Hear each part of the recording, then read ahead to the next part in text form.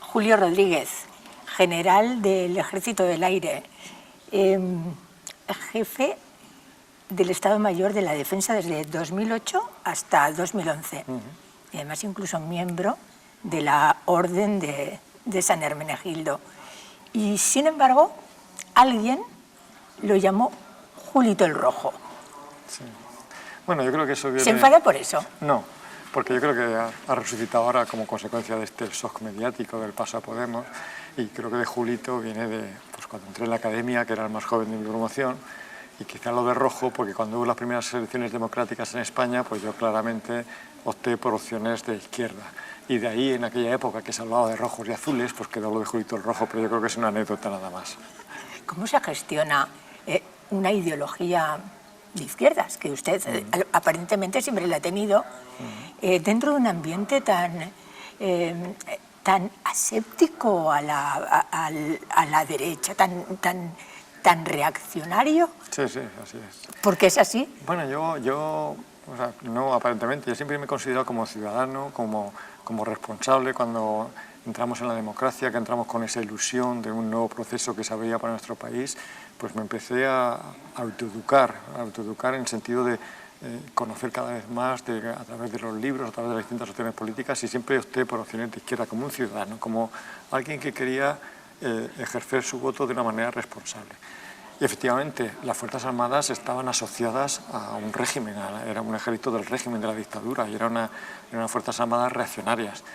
Cuando surge, por así decirlo, la transición en la democracia, todavía había cierta reacción, y tanto es así que 3 años después de haberse aprobado la Constitución se produjo un golpe de Estado. Todavía había un efecto reaccionario. Yo creo que a partir de ahí la gente se dio cuenta de lo que podía perder, de que alguien con ideas de volver a lo antiguo podía hacer perder lo que se había avanzado, que ahí no se hizo mucha gente demócrata por el miedo a volver a una dictadura. Yo creo que a partir de ahí las Fuerzas Armadas cambiaron, se abrieron más hacia la sociedad, hacia el exterior, y se hicieron unas Fuerzas Armadas más democráticas. Pero sí, eso es una institución conservadora. Pero yo creo que cada vez es un reflejo más de la sociedad. Si la sociedad es plural y diversa, las Fuerzas Armadas que salen de la sociedad también tienen que ser plurales y diversas. Y dentro de poco será mucho más normal que un general diga que opta por una opción de izquierdas.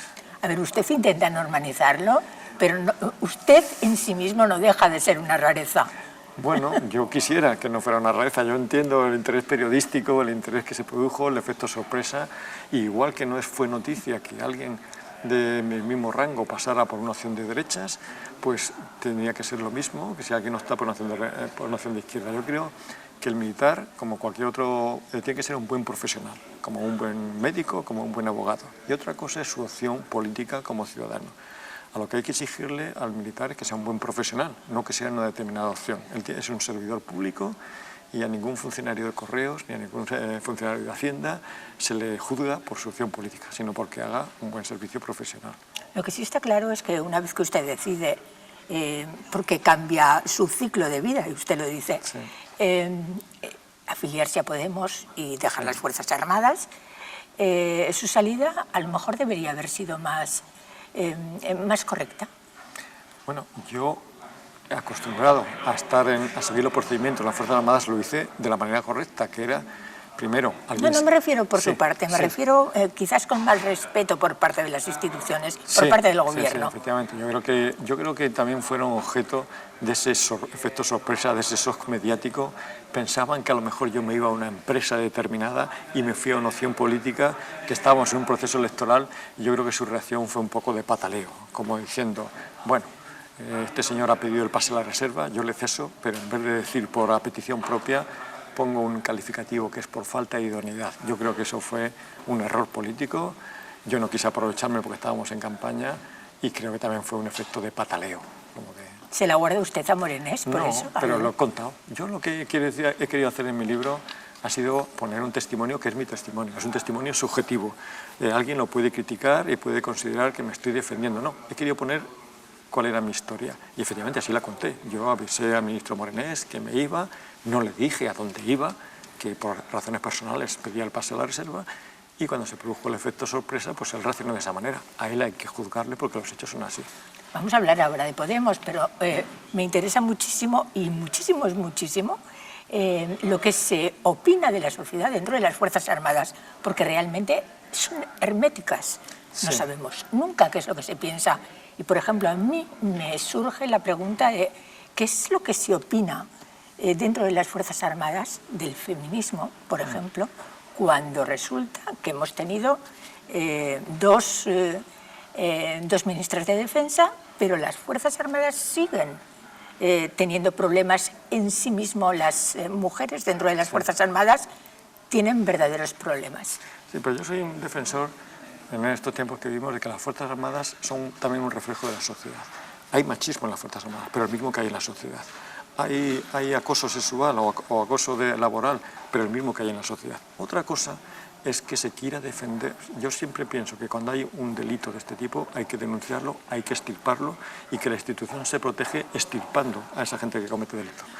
Es un error tratar de protegerse corporativamente, tratarse de defender. Estas cosas las arreglamos desde dentro, no. Las Fuerzas Armadas tienen que ser, están pagadas con fondos públicos, tienen que ser unas Fuerzas Armadas transparentes. Su gestión, los defectos que tenga, si los tiene, corregirlos, porque así se protege la institución. La institución no se protege corporativamente. No todos los que están en las Fuerzas Armadas son perfectos, puede que no, como en cualquier institución. El que no lo es, el que no cumple unas determinadas reglas, se le sanciona o se le juzga, y así se prestigia la institución, no siendo opaca y oscura. Ese corporativismo debería desaparecer, claro, ¿no? Debería desaparecer, como tiene que desaparecer también en la justicia, como que debe aparecer en esos órganos que hemos considerado siempre como corporativos. Alguien, por pertenecer a una corporación, no está dotado de unas virtudes. Está educado, es un profesional, pero no, el corporativismo siempre son malos. Y las instituciones se protegen con el buen comportamiento de sus miembros, pero también denunciando a aquellos que no lo cumplen.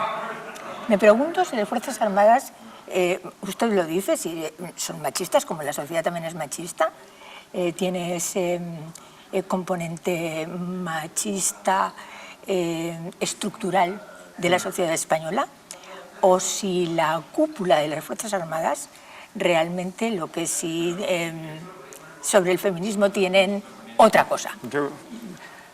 Yo cuando hablo de machismo, lo quiero decir que la sociedad lo es las Fuerzas Armadas y lo es también Podemos. Hay que estar continuamente autocorrigiéndose. Yo me descubro con actitudes machistas que a veces son corregidas y tengo que aceptar ese ejemplo. Mi lenguaje no es tan inclusivo como debiera ser, mi comportamiento en determinados actos no establezco mesas paritarias. En ese sentido, creo que debemos cambiar mentalidades, y en ese proceso estamos. Yo creo que el movimiento feminista está siendo un factor de cambio, Y otra cosa es que vaya cambiando la legislación, que vaya cambiando el sistema educativo también, porque no cambiando la legislación cambian las mentalidades. Es una cosa del sistema educativo. Yo soy machista, pero trato de que mis hijos sean menos que yo, porque forma parte del proceso educativo en ese sentido. Yo creo que ese es un proceso de una sociedad que quiere progresar, que está evolucionando, y en las Fuerzas Armadas ocurre así. Evidentemente hay que cambiar las mentalidades, porque las personas de mi edad somos más machistas que los jóvenes, o no, depende de cómo nos vayamos adaptando a ese proceso. Y evidentemente lo que está ocurriendo probablemente en las Fuerzas Armadas, como hemos tenido el caso, la Comandante Cantera, otros casos más particulares, que estos son un reflejo de lo que puede estar escondido, que no se denuncie todo, porque no se atreva a denunciar esa especie de presión social que existe. Voy a correr más riesgos si lo denuncio que si no lo denuncio. Eso es un cambio de mentalidad que yo creo que tenemos que hacerlo toda la sociedad, y sobre todo el sistema educativo, que la educación no solo pertenece a los sistemas, a los colegios, a las escuelas, pertenece a las familias, pertenece a los medios de comunicación. O sea, hay que extenderlo.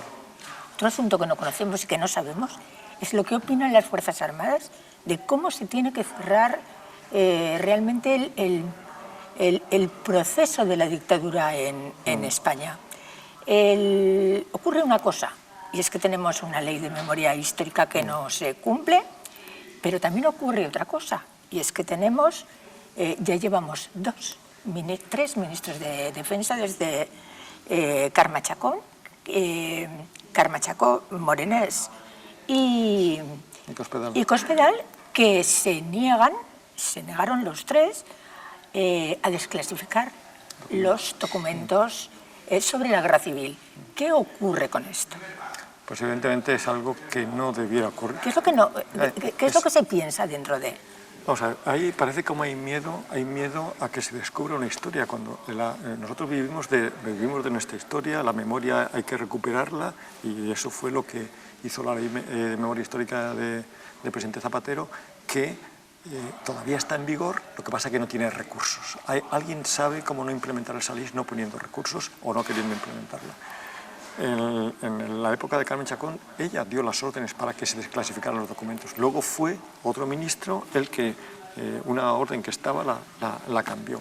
Sí, hay una resistencia al cambio, como hablamos antes del movimiento feminista. Hay una resistencia al cambio en el sistema educativo. Hay una resistencia a revisar. ¿Por qué? Si eso forma parte de nuestra historia. Evidentemente habrá que denunciar algunos hechos o habrá algunas cosas de las que tendremos que avergonzarnos y exponerlas. Yo creo que una cosa es el olvido y otra cosa es el traer lo que es la memoria histórica, lo que es parte de todos, y que gente tiene derecho a conocerla. Evidentemente, yo creo que eso es voluntad política y tiene que haber gobiernos que esas cosas las clarifiquen. Este gobierno parece que se resiste a implementarlo. Sí.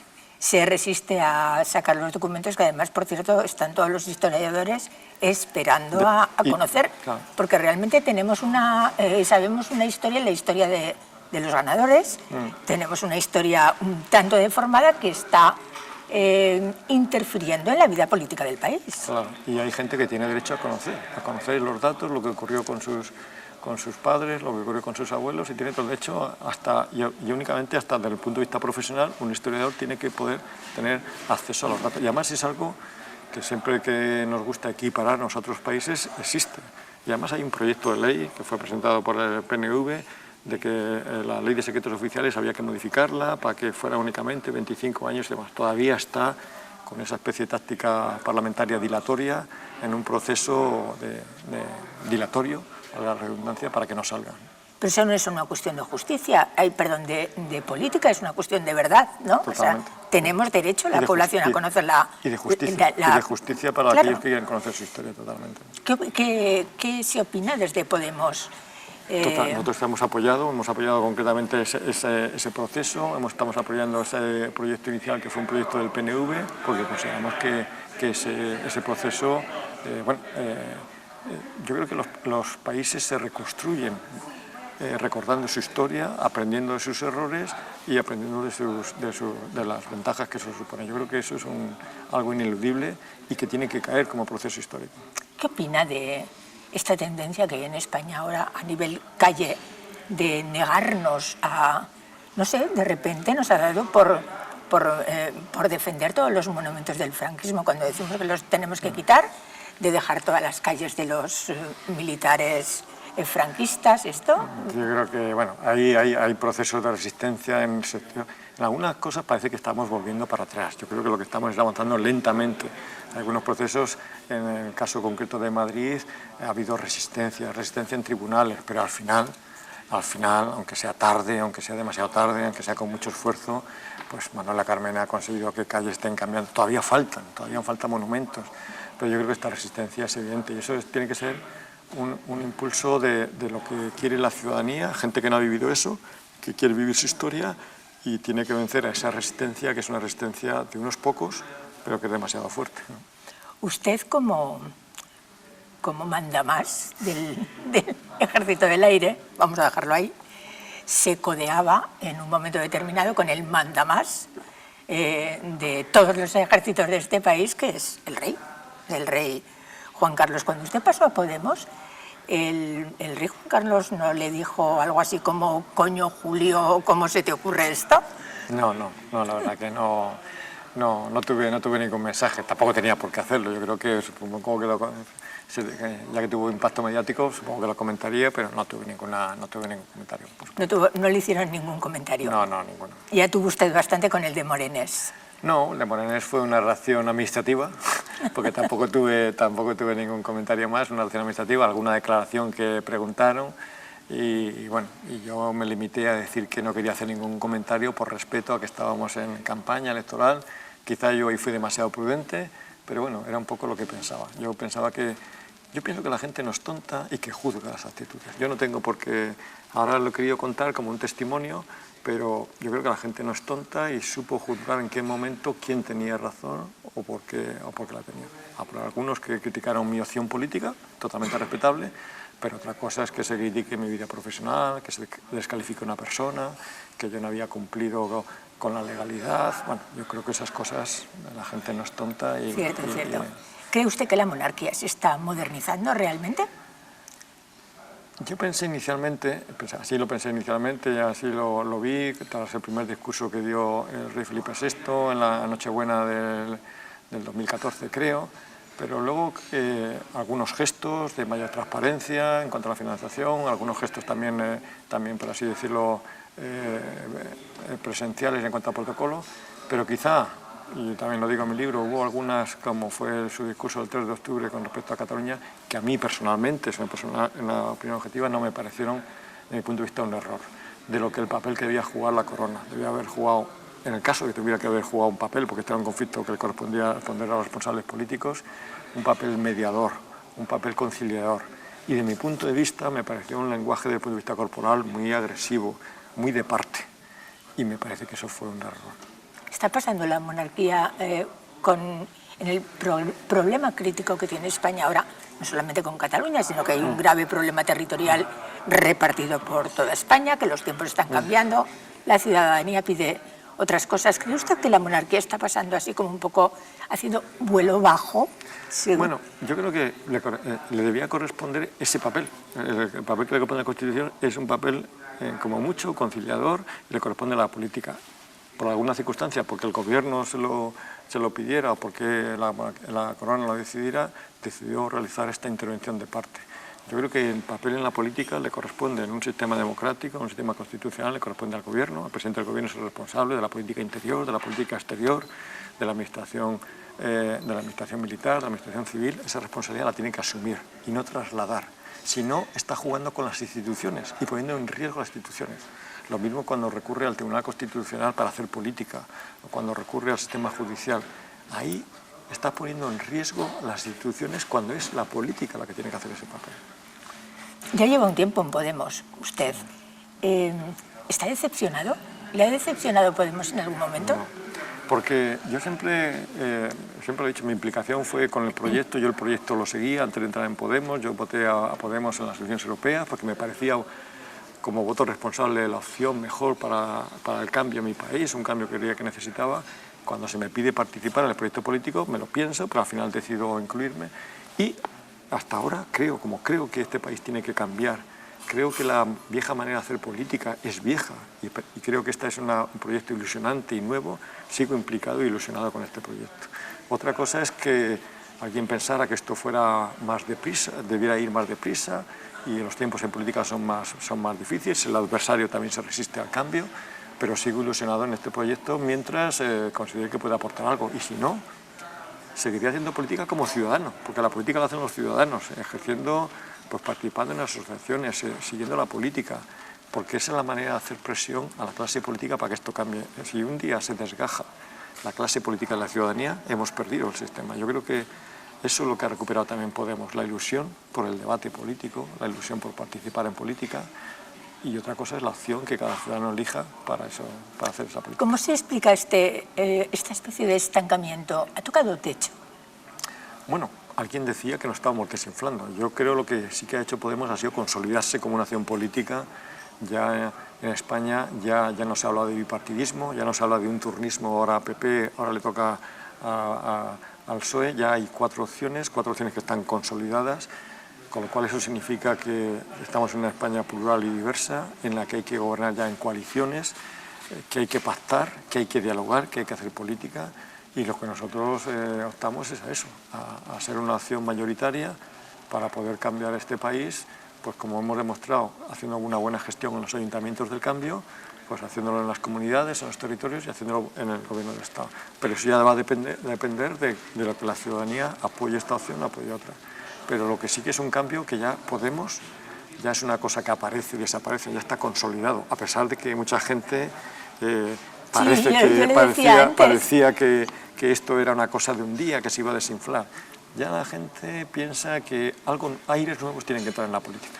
Otra cosa es que seamos capaces de demostrarlo que eso somos nosotros. Pero aquí todo el mundo habla mal de Podemos, o sea, radicales. Bueno, porque sí, yo creo que nos falta todavía, o creo, en mi opinión, que hay cierta incapacidad dialéctica, cierta incapacidad de debatir.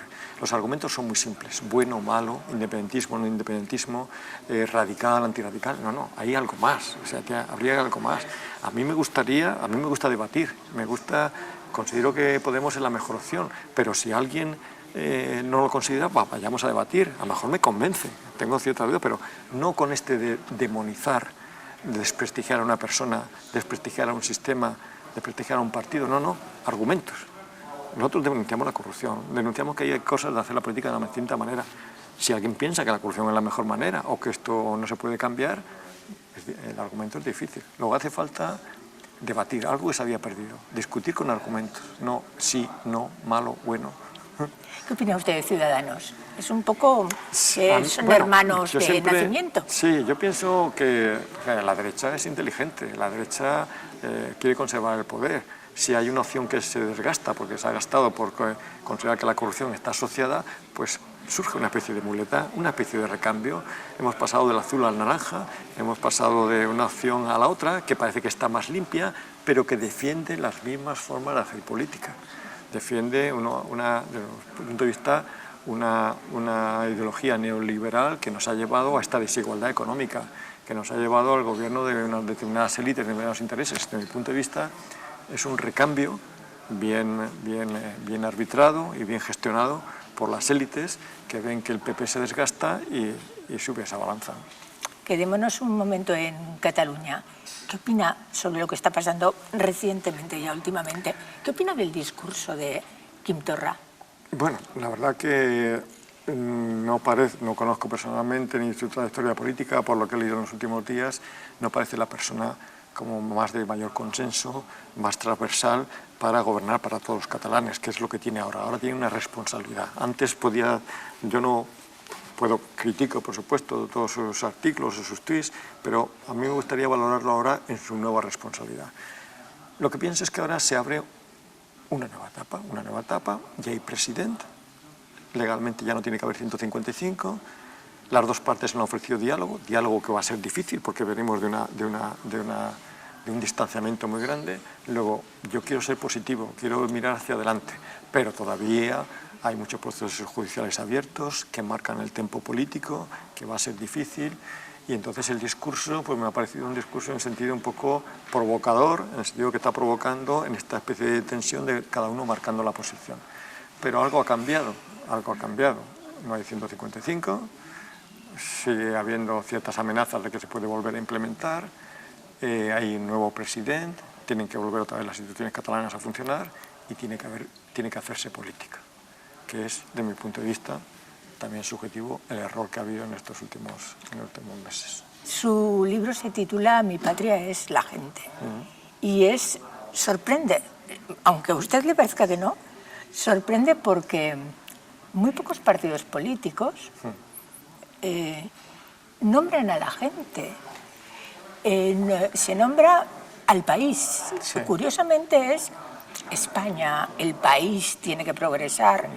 España tiene que progresar como si fuera un ente abstracto que se mueve en bloque y sin embargo casi ningún partido político se refiere a los ciudadanos españoles tienen que progresar.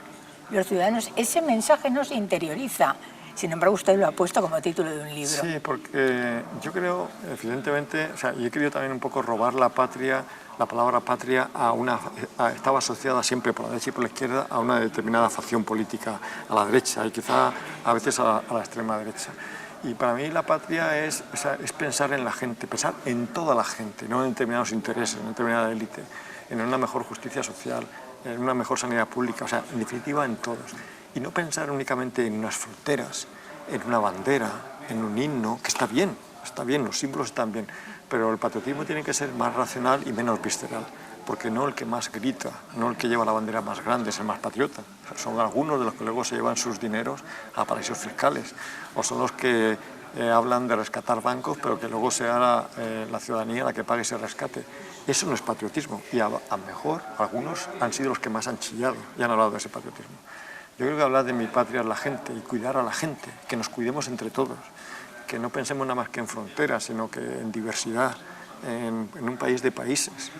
Igual mañana somos patriotas europeos todos, porque ojalá veamos una gran nación, que sea una gran comunidad de intereses. Bueno, eso es patriotismo, eso es cuidar a la gente y eso es hacer política también. Ustedes también son europeístas, ¿no? Sí, sí, pero una Europa, no una Europa mercantil, una Europa que las fronteras admitan a todo el mundo, una Europa que no, el primer objetivo no sea económico, una Europa que luche por una justicia social y una mejor distribución. Extrapolamos lo que yo quiero para mi país, lo extrapolo a Europa. No quiero extrapolar lo que algunos quieren para España a esos intereses económicos, no quiero extrapolar a Europa. En ese sentido, claro que nos sentimos europeos. Yo quiero vivir en buena concordancia con mis vecinos, con una buena solidaridad, con justicia social, justicia entre países, no países del norte, países del sur, países ricos, países pobres, países... Eso es, o sea, suena utópico, pero yo quiero tener esa tensión utópica. Usted decía que su madre le aconsejaba que volara bajo. Sí, bueno, es una especie de... No es lo más seguro. No es lo que usted ha hecho, ¿no? Ni volar despacio ni volar bajo. Es una especie de... Sabemos todos que en cualquier... ¿Le hizo usted caso? No. La seguridad en vuelo está en volar deprisa, que es lo que te da sustentación, en volar alto, a veces hay que volar bajo, pero bueno, lo contaba con una especie de... Ella sabía muy bien lo que decía, pero era una especie como de paradoja en hablando de que me cuidaran. General, ¿cree que podemos gobernar a España? Yo estoy seguro, tiene que haber un cambio, porque yo creo mucho en la gente, creo mucho en la inteligencia de la gente, que la gente siempre en los momentos de crisis ha sido sabia en sus decisiones. Hemos visto en Cataluña, lo hemos visto en otro tipo de opciones. Y yo creo que, claro, los procesos no son de un día para otro, son procesos de cambio. Y este proceso ya ha empezado. Algún día gobernará Podemos y algún día dejará de gobernar Podemos porque habrá otra opción que se llamará como se llame, pero que querrá que este país mejore. Y eso es la evolución. O sea, a nosotros nos gusta mucho hablar de la transición como si fuera una cosa que hubiera empezado en un momento y hubiera terminado. Las transiciones nunca terminan, porque la sociedad va deprisa y tenemos que adaptarnos a ella. Y ese continuo movimiento político también, es el que nos ayuda a mejorar. Pequeñas acciones. ¿Qué piensa usted del mundo? Se lo pregunto porque me interesa mucho su opinión sobre Donald Trump, por ejemplo, y lo que está haciendo. Pues un clásico, cuando yo te hablo en mi libro, que la gente me pregunta cómo defino como antimilitarista, un clásico militarista, porque también hay militaristas civiles que ponen el instrumento militar como la prioridad para resolver conflictos. Y yo creo que la seguridad está basada en muchas otras cosas antes que utilizar el recurso militar para resolver conflictos, que es siempre el último recurso cuando ha fallado la política. Trump ya lo dijo, está respondiendo a los intereses de unas determinadas élites. Ya dijo que iba a construir el mayor instrumento, el mayor presupuesto militar de la historia de Estados Unidos. Bueno, para eso se tiene que buscar enemigos, se tiene que crear una estrategia del miedo y tiene que responder a unos intereses de un lobby armamentista que nos está llevando pues, a una situación en la que, como digo, las armas las carga el diablo y que juega con fuego, pues algún día puede cometer algún error. ¿Y qué opina usted de un pueblo al que está apoyando ahora, hoy, precisamente Donald Trump, que es el israelí, que fueron masacrados hace 2 días en la Segunda Guerra Mundial y que ha cometido ayer una masacre brutal? Masacre, sí. Pues la verdad que bueno, pues es una respuesta que yo siempre, con independencia, no acuso por supuesto a los pueblos, acuso a los responsables políticos que utilizan estas decisiones. Y utilizar en vez de buscar otras soluciones, que las hay, porque en política las hay. Cuando hay voluntad política de resolver un conflicto, siempre lo hay. Hasta cuando en nuestra historia ha habido conflictos bélicos, siempre que ha empezado un conflicto bélico de los clásicos, siempre se ha creado una comisión de paz a continuación, porque nadie buscaba una solución al conflicto bélico. Aquí parece que no, que parece que se trata de aniquilar al enemigo o al adversario político. Y evidentemente una masacre es una masacre. En ese hipotético gobierno de Podemos, ¿será usted ministro de las Fuerzas Armadas, de Defensa? Yo creo que hay mucha gente valiosa en Podemos. No hace falta, siempre digo lo mismo, no es un militar es el mejor ministro de Defensa, ni un médico es el mejor ministro de Sanidad, ni un maestro el mejor ministro de Educación. Hace falta capacidad de gestión, inteligencia política, y hay muchos valores en Podemos que lo serán. Yo creo que a mí se me ha pasado el tiempo, yo voy a estar siempre ahí donde sea más útil, pero yo creo que en un proyecto político, que este es un proyecto político joven, que eso no quiere decir, hay gente joven con mentalidad política vieja y puede haber gente con el DNI cargado de años y con mentalidad joven, pero es un proyecto joven en el que hace falta mucha ilusión, como ya hay gente muy valiosa, que yo lo que he aprendido, gente muy sabia, porque hay gente que parece que dice, yo no tengo conocimiento, pero tiene esa sabiduría de la vida, esos conocimientos, que es lo que hace falta para hacer política, empatía con la gente y responder a lo que la gente quiere. ¿Le quitaron a usted la condecoración de la Orden de San Hermenegildo? No, fue exactamente, era un destino en el que yo estaba, que tenía un cargo en la Asamblea, y al pedir el cese, se produjo el cese en la Asamblea de San Hermenegildo, pero era un cambio, sigo con las condecoraciones que recibí y las tengo ahí, pues bueno, pues únicamente por el mérito de haber estado muchas horas de trabajo. Han sido más de 50 años dedicados a las Fuerzas Armadas y casi más, porque yo vengo de familia militar, o sea que toda mi vida está ligada a las Fuerzas Armadas. Yo tengo una estima tremenda y un hecho puntual de cualquier cosa no me afecta para nada. Yo creo que el bagaje está ahí. Julio Rodríguez, general, que tenga usted muchísima suerte en su nueva andadura y que conserve usted también los valores del Ejército. Muchas gracias. Ha sido un placer. Muchísimas gracias. Muy amable.